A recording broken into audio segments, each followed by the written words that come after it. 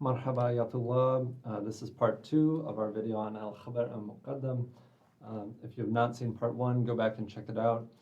We left off just kind of talking about the importance of recognizing this sentence structure because of how common it is, and the importance of being able to reproduce it and understand it in Arabic texts and in everyday conversation.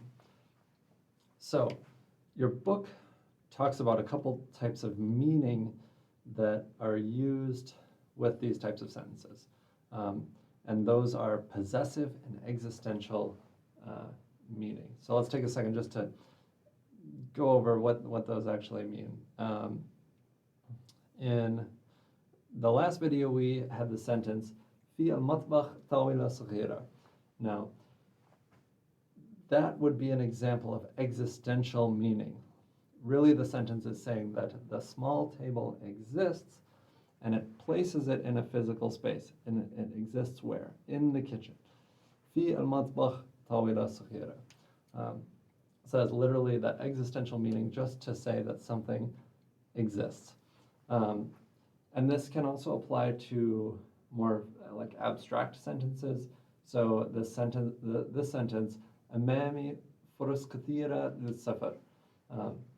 Now, these opportunities to travel are not literally in front of me. There's a figurative relationship. But the existential meaning, it still applies. These opportunities, فرص كثيرة للسفر, they exist, and they're in front of me to take advantage of.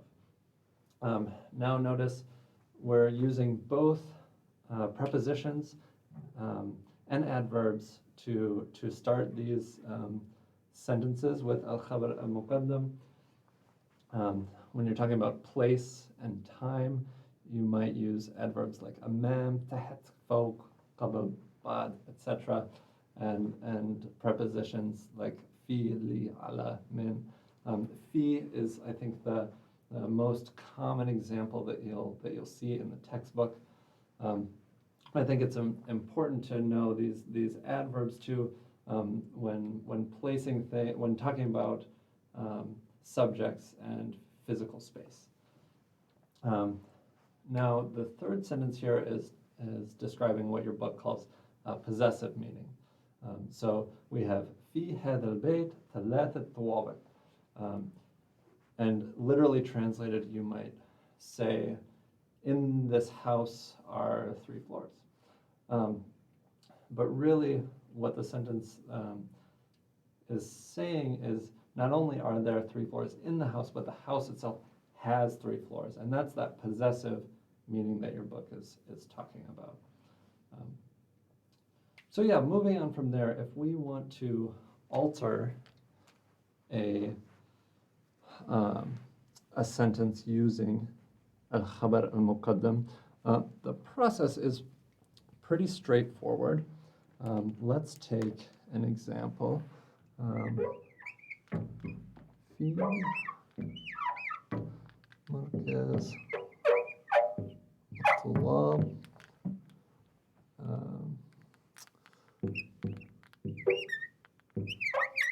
أماكن للدراسة. So, في مركز الطلاب أماكن للدراسة. If we want to negate this sentence, we simply have to write ليس. ليس في مركز الطلاب أماكن للدراسة. And again, we have our خبر المقدم في مركز الطلاب and our predicate, our مبتدأ أماكن للدراسة. Similarly, it is pretty simple to put these types of sentences in the past or future tense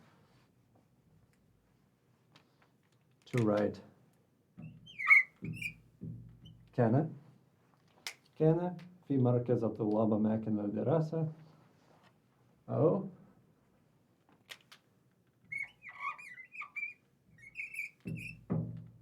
سيكون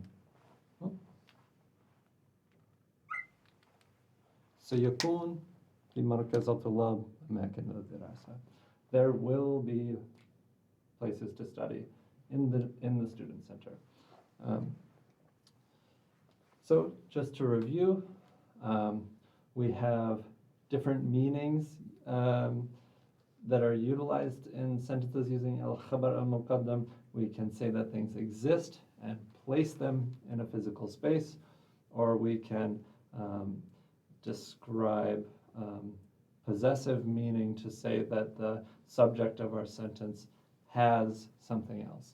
And we can construct these sentences using adverbs and prepositions and negate them or put them in different tenses pretty simply.